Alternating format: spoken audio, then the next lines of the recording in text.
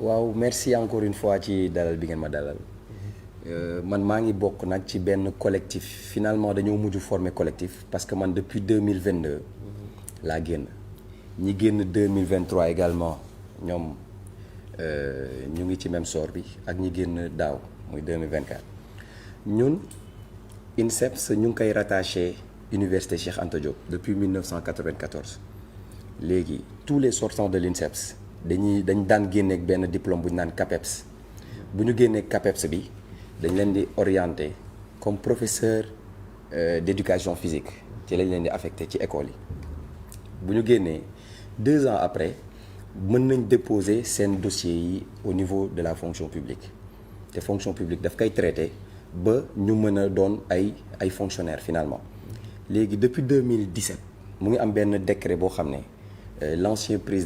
l'ancien régime génnee nañ ko boo xam ne tous les sortants ñëpp ñi nga xam ni dañoo génn INSEPS dañoo génn école supérieure war a mën a dem jàngale ji muy professeur maths bi muy professeur philo bi muy professeur HG bi ñoom ñëpp ak professeur EPS bi évidemment ñëpp ñuy génn rek ci école yi ci école de formation yi ci faculté yi ba pare war a nekk ay professeur dañuy génn ak diplôme bu ñu naan KS moo leen couvrir. Depuis 2017 depuis 2017 effectivement. Avec le gouvernement qui était là. Effectivement léegi ñun suñu diplôme CAPEPS la tuddoon avant léegi il faut ñu actualiser affaire bi léegi bi ñu demee nag suñu diplôme bi ñu koy actualiser en 2022 bon je sais pas pourquoi nag depuis 2017 mettre ñu ko en vigueur au niveau de l'INSEPS ñu bàyyi ba 2017 ñu dugal suñu KS bi léegi changement boobu nag tax na ba bi ñu génnee les 3 promotions précitées bi ñu génnee ba déposer suñu documents yi au niveau de la fonction publique ne reconnaîtrewul suñu diplôme boobu. mais loolu lan la mën a nekkee fonction publique reconnaîtrewul diplôme boobu noonu te y a une loi qui existe yéen tamit est-ce que topp ngeen tamit loi bi ba xam est-ce que loi bi am na aussi décret d'application balaa ñu ko mën a appliquer. effectivement décret bi yor naa ko fii sax boo bëggee ma génne la ko. Paradoxe la parce que au niveau de l'UGB également ñoom dañuy former ay professeurs d'EPS KSiens c'est-à-dire dañuy génn ak le diplôme de KS qui signifie certificat d'aptitude à l'enseignement secondaire. Voilà léegi malheureusement nag INSEPS moom ba mu rallier boobu décret en 2022 di génnee ay KS yoo xam ne KS INSEPS la malheureusement dossier yi bi ñu ko dugalee fonction publique ba léegi y a pas eu de suite. y a pas eu de suite aussi mais bëgg naa la laaj y a pas eu de suite wala ñoom it wax nañ leen exactement c'est quoi le problème. Bon est-ce que vous avez eu des retours par rapport à l'administration parce que administration c'est vrai que mën na la bañ a jox suite mais tamit le fait de ne pas avoir une suite mënoon ne dañoo rejeter wala dañoo dàq et cetera peut-être document yi dafa nekk en cours de processus aussi. Bon document bu ñu rejeté dañ lay wax ni rejeté nañ. waaw le motif lañ bëggoon xam. justement mais ñun on a fait des démarches dem nañ fonction publique dem nañ demati am ay contact foofu fonction publique laaj leen pourquoi le document n'évolue pas. Mais effectivement certainement c'est un problème technique parce que c'est depuis l'ancien régime. Voilà c'est pas politique. ba ñu ñëwaat ba tey nii problème boobu am mais ci collectif boobu 3 promos yi am na ñett nit ñoo xam ne dugg nañ am nañ seen titularisation am nañ seen acte.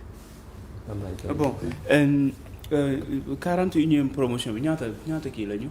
Environ 60.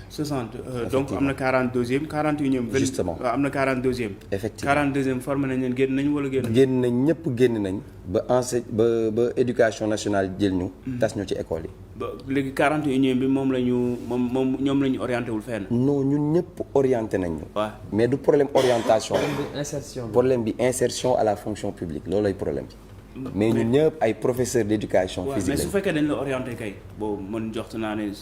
yaa ngi liggéey quelque part. oui. waaw mais su fekkee da ngay liggéeyu quelque part amaguloo statut peut-être fonctionnaire. oui mais dugg nga ci système administratif su fonction publique. justement dugg nañ ci système éducatif. waaw ci lañ nekk actuellement. waaw en tant que lan contractuel wala. en tant que contractuel effectivement. contrat bi dañ ko déterminer ni 3 ans la wala 2 ans. bon ñaata lañ ko. en principe 2 ans le plus souvent ce que l'on voit.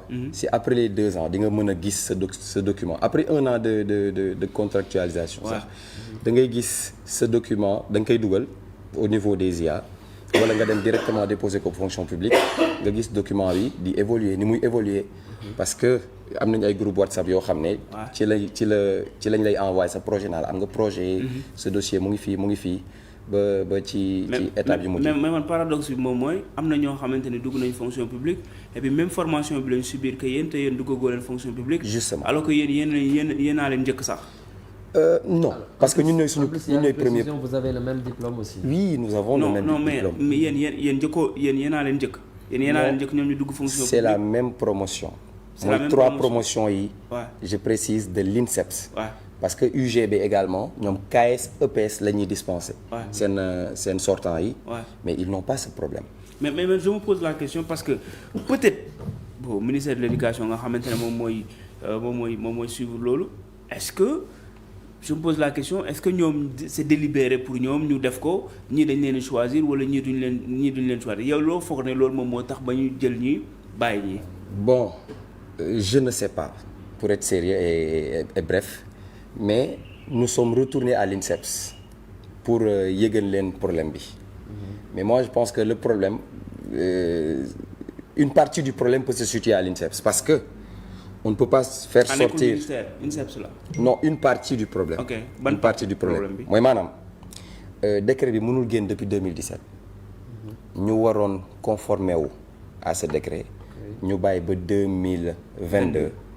mu tombeek ñun suñu promotion di génn. ñu loolu wooyu conformer wu c'est-à-dire. maanaam depuis 2017. ci la décret di génn. en 2017 les sortants décret bi mu génnee lu mu wax. Le décret mooy tous les sortants que ça soit de FASTEF que ça soit de l'INSEPS que ça soit de l'UGB devraient on doit leur délivrer le KS mooy certificat d'aptitude à l'enseignement secondaire. D'accord. avant beneen lañ doon joxe. avant ñun CAPEPS la ñu daan jox. et avec le CAPEPS mooy ñi nga xam ne ñoom ñoo ñu précédé ils n'ont pas eu ce problème jusqu'à la 40e promo ñoom amuñu problème boobu. Mais nous, la 41e promo, qui sommes sortis en 2022, nous avons commencé à avoir un problème. Nous gagnons 2023, ils sont dans le même lot, 2024, et j'en suis sûr que cela ne va pas s'arrêter là. Est-ce que aussi il y a comme tu vois, parce que vous êtes sortis en 2022, on est en 2024, dans 3 ans, en plus aussi... Presque ça 2 ans. Aussi, on a un changement de régime. Est-ce que nous avons le moment Il y a beaucoup de choses qui se passent dans ce pays actuellement, beaucoup de changements, beaucoup de bouleversements. Est-ce que il y a comme tu as aussi? Alors, dans nos établissements respectifs, nous avons des collègues yoo xam ne ay mathématiciens lañ ñii ay espagnol lañ ñoom ñëpp bu ñu génnee dañuy am seen KS te ñoom seen dossier évolué na ba ñenn ñi sax ñuy commencé dugg mais le problème se trouve justement au niveau du diplôme que délivre l'INSEPS qui est vraiment un institut de référence quand on parle d'EPS, quand on parle de cadre sportif ici au Sénégal. mais est-ce que yéen am ngeen boo firnde ne yéen dañ leen a lésé par rapport ak yeneen ñi est-ce que def ngeen ay démarches nécessaires pour xam ce qui se passe réellement parce que man su ma la déggee li nga wax ni peut-être yéen maîtriser woo leen lépp est-ce que bind ngeen ministre de l'éducation yaa ngi wax ne une partie du problème fële la INSEPS la bon expliquer nga décret bi kañ la entrée en vigueur et tout mais beneen côté bi est-ce que ministre de l'éducation interpellé ngeen ko pour xam lan moo tax ñuy recruter ñi dugg fonction publique ñu bàyyi ni su fekkee mbir mi nekkul affaire u précipitation. Bon pour le cas du recrutement. Je précise que ñëpp recruter nañ leen. Nous sommes tous des contractuels. mais fonction publique en fait à mon avis. C'est un processus. waaw à mon avis. man lu ma jàng droit administratif à la fac.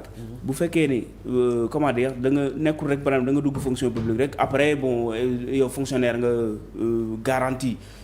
mën nga nekk comme nekk vacataire nekk contractuel ay étapes la ba keroog ngay nekk fonctionnaire plein man loolu laa xam et puis mën na durer sax peut-être 5 ans mais yéen affaire bi duragul sax 3 ans yi sax dëgëragul ngeen di kaas. Au niveau de l'éducation wax dëgg fa yàlla gisuma koo xam ne dafay def plus de 5 ans en étant nekk contractuel parce que ñun am na génération yoo xam ne ñoom en tout cas ñoo décisionnaire yi je sais pas moo xam dégg nga ko am na y a des enseignants décisionnaires yoo xamante ne ci même. oui justement ñooñu tamit peut-être pas ñooñu tamit pareil lañ leen ñoom am na ñoo xam ne plus de 5 ans. non ñooñu je ne pense pas ça peut dépasser même 5 ans, des fois ça fait 10 ans. non ñooñu je ne pense pas ñu nekk dans le même sac parce que nous on sort avec on a notre licence on a notre master on fait une année de professionnalisation. Okay. Avant ñoo génn nekk des professeurs contractuels d'abord mais suñu documents yi bu ñu ko dugalee normalement dafa war a jël peut-être 1 an balaa ñoo intégrer donc on fait une année étant contractuel ensuite ci deuxième année bi ci la ñuy commencer dugal suñu document muy évoluer. La deuxième année moo tombé aussi 2024 il y a eu énormément de bouleversements dans ce pays aussi. Oui mais je vous ai donné le cas des collègues qui sont mathématiciens des collègues ñi nga xam ni yeneen discipline la ñuy jàngale. Ils ne sont pas rattrapés par yéen li nga xam moom la état parce que vous avez un changement de diplôme vous. Oui justement par rapport au décret je l'ai dit. Oui. Donc lu tax INSEPS bàyyi ba 2022 changé je ne sais pas mais nag est-ce que donc on peut pas parler de lenteur administrative. lan mooy explication yu ñu leen jox que soit mu nekk à l'INSEPS wala à l'administration wala dans l'administration. Bon à l'INSEPS normalement ban explication la ñu jox dañoo ne ñoom sax ñoo ñu présenté décret bi ñoo ñu jox décret bi ne leen lii normalement waroon ngeen rattaché man je ne pense pas que nous en tant que professeur ñun ñoo waroon ñëw sax ci télé bi naan dañuy wax lenn. parce que le problème devrait se régler sur le point administratif, c'est-à-dire entre l'INSEPS, le ministère de l'Éducation nationale et également. Ministère de l'Éducation nationale lu mu wax. Bon ministère de l'Éducation nationale. waxul dara. Bon est-ce que copté nañ ko je ne pense pas. Est-ce que vous êtes mais il faut saisir ministère bi non. à des syndicats aussi ñu mën a. Bon syndicats yi ci lañ tàmbalee pour être honnête parce que boo nekkee nouveau. nekk ci benn système da ngay dugg ci syndicats yi des fois ñu amadoué la. nga bokk ci syndicat yi mais jusqu'à aujourd'hui je pense que ci mode d'observation lañ nekk. ñu ngi leen di dégg nag ñu ngi am seen écho ci benn message ñaari message yu ñuy envoyé. jàppoon ne yow léegi saisir ministère de l'éducation bi mën na régler le problème. Bon xam nga problème bi c'est au niveau de la fonction publique. Ministère de l'éducation nationale mais ñoom tamit bon fonction publique mais ñoom dañuy ministère de l'éducation seen branche la ñu saytu ñi nga xam ne ils ont fait leur travail ils nous ont affectés. Ouais. dans les écoles respectives ici dans le pays. yaa ngi gis donc suñu dossier normalement ministère de la fonction publique moo ko war a saytu. moo ko war a yeggale ba pare yeggale ko ba ñu doon ay fonctionnaires. c'est plus ou moins ça en plus on a quand même oui allez-y. dinañ ñëwaat ci yow léegi.